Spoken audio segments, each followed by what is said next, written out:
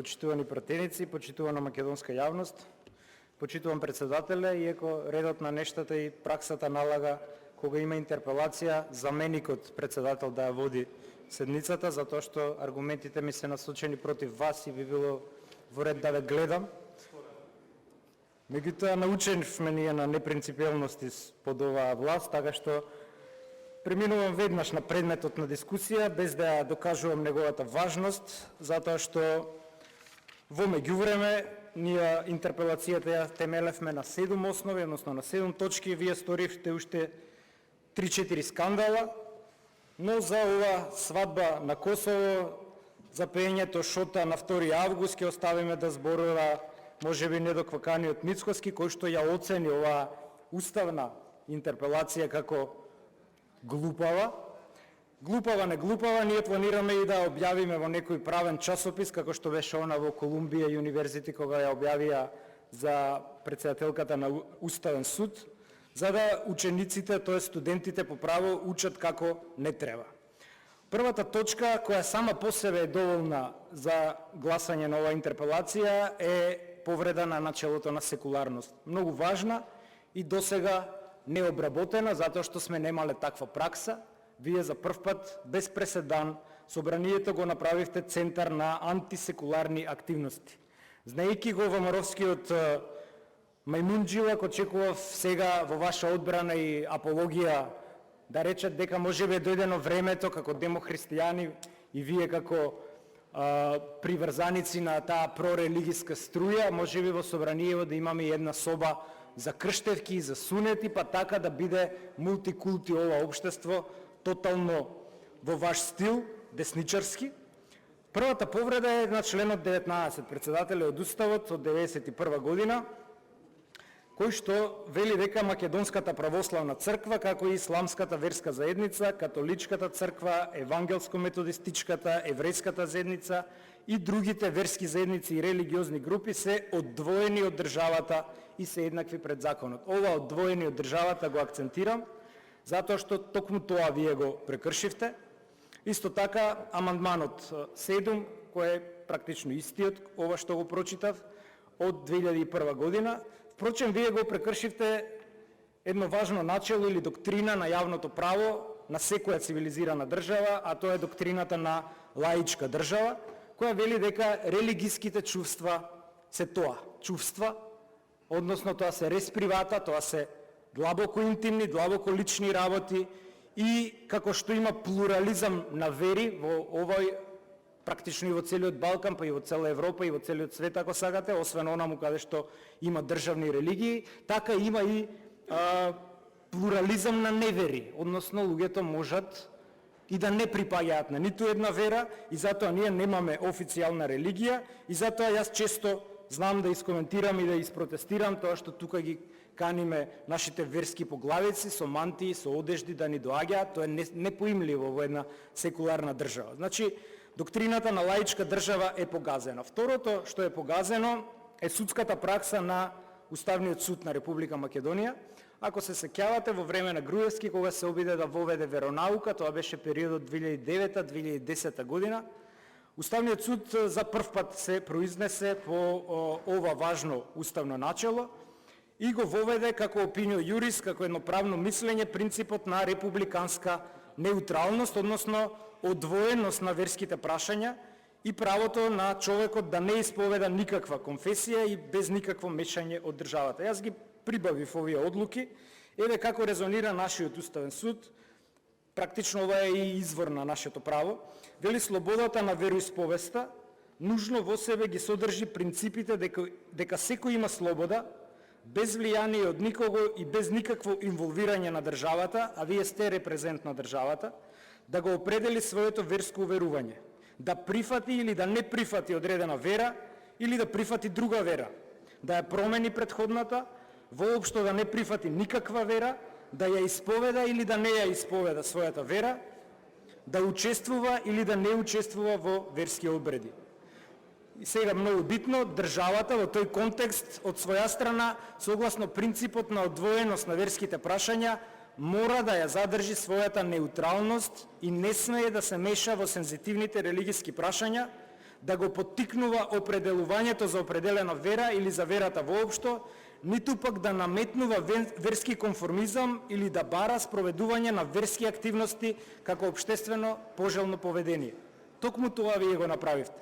Баравте спроведување на верски активности во највисокиот законодавен дом во државата, што е противуставно.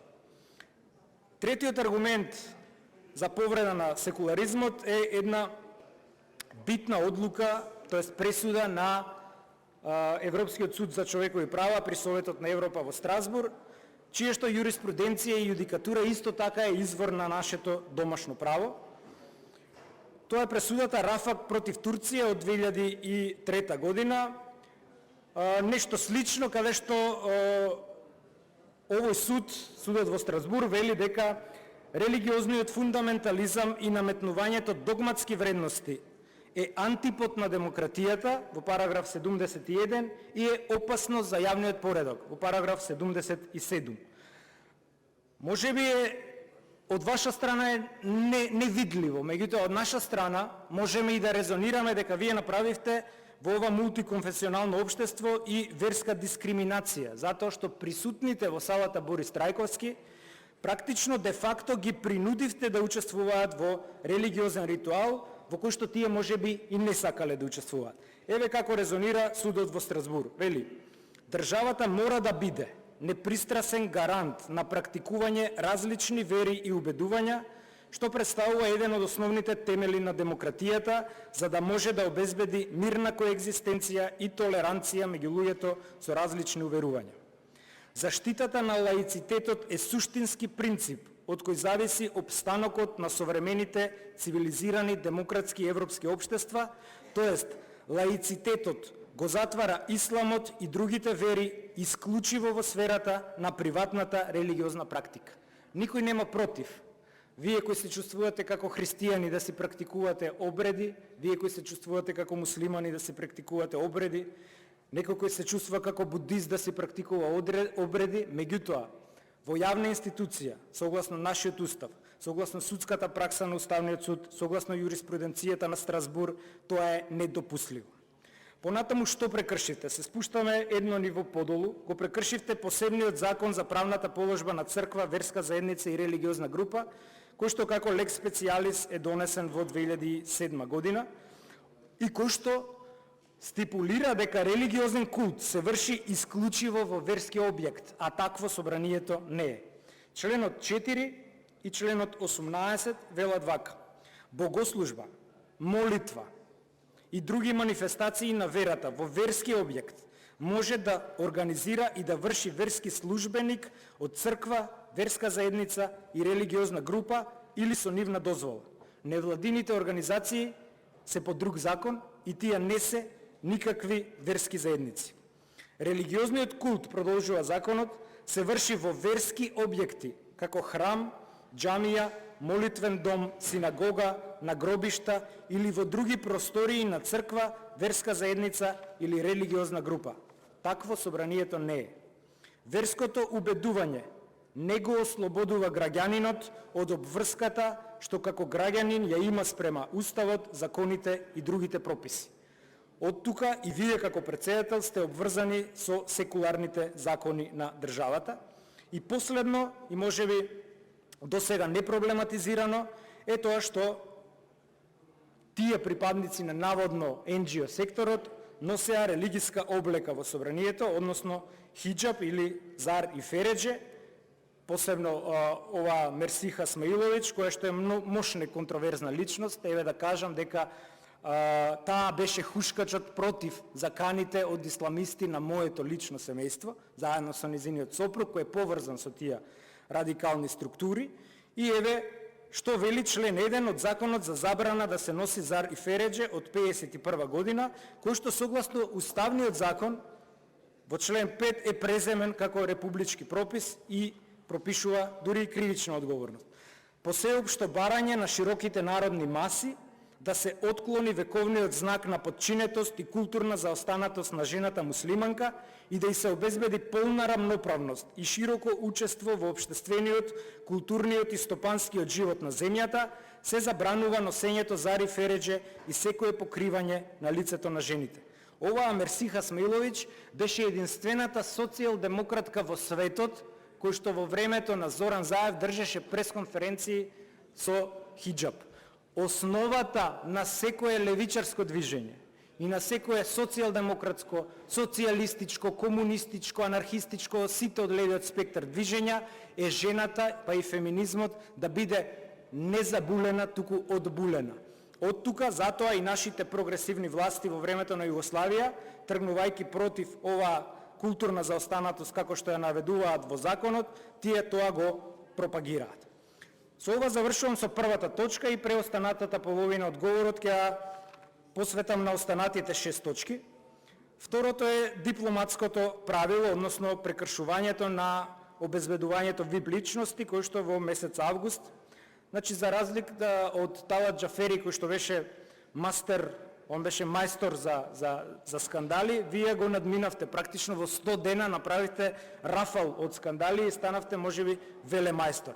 Ова е познатиот случај кој не би го елаборирал посебно, затоа што јавноста е запозната со косовската председателка Вјоса Османи, кој што спротивно, дури и на Виенска конвенција, ако сакате, одбила да го претресат багажот, па вие по спикерска директива сте го пратиле шефот на вашето обезбедување и овој телохранител ваш таму спроведувал шерифска или улична правда.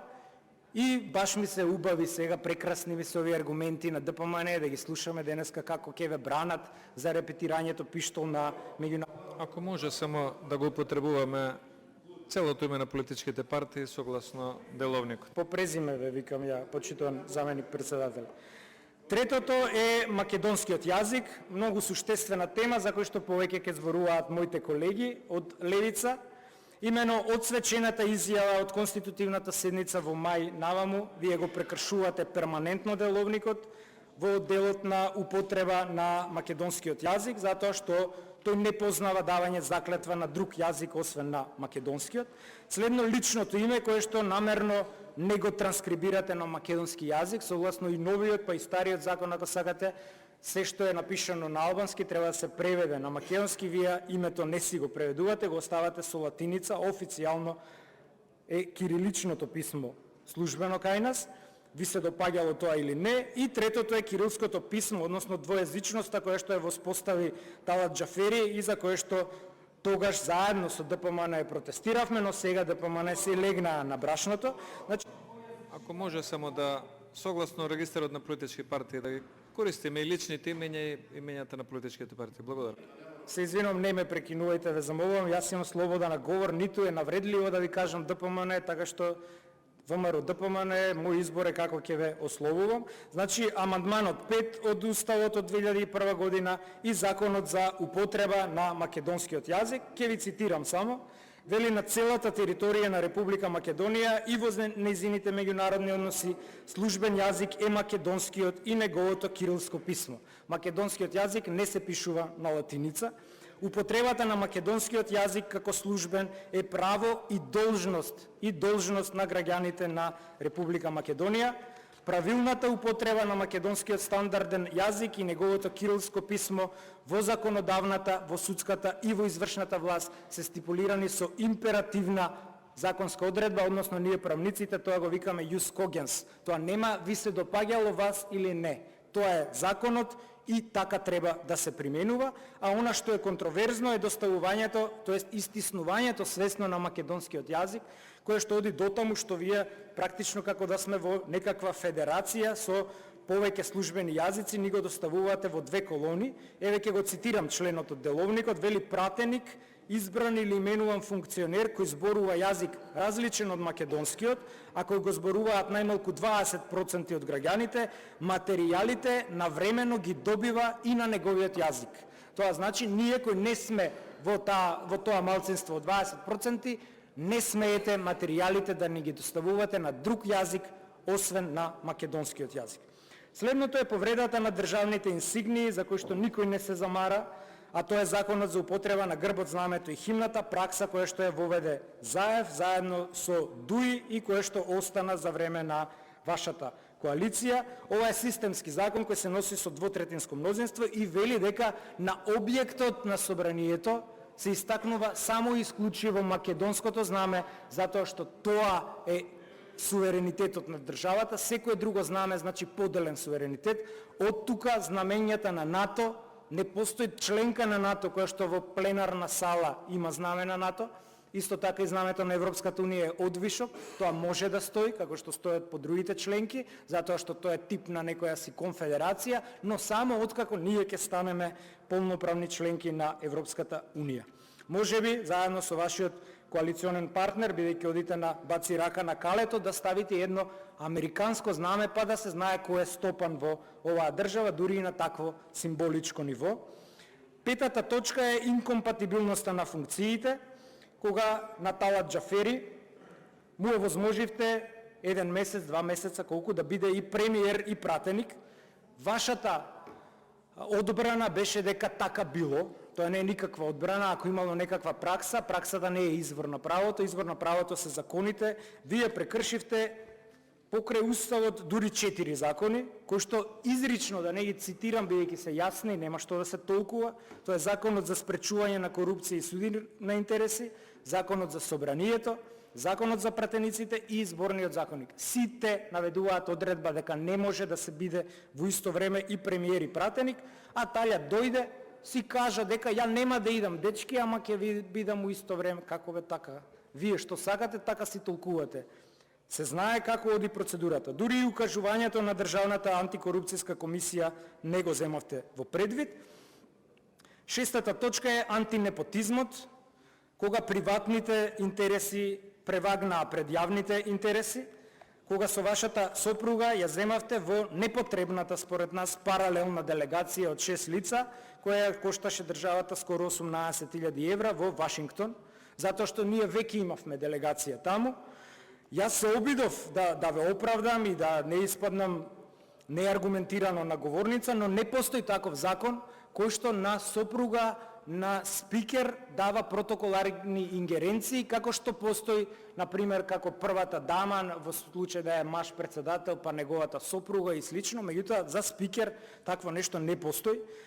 Вие го прекршивте начелото на економичност од Законот за спречување корупција и судир на интереси и исто така го прекршивте и нашиот етички кодекс, односно начело на буџетска и финансиска дисциплина, со што сторивте практично тешка дисциплинска повреда на Кодексот за етичко однесување. Еве само ќе ви цитирам колку за на јавноста да и биде појасно. Вели: пратеникот во своите постапки, а и вие сте пратеник меѓу другото, се води од јавниот интерес, при што не смее да ја користи својата функција за стекнување лична корист или корист на блиски лица.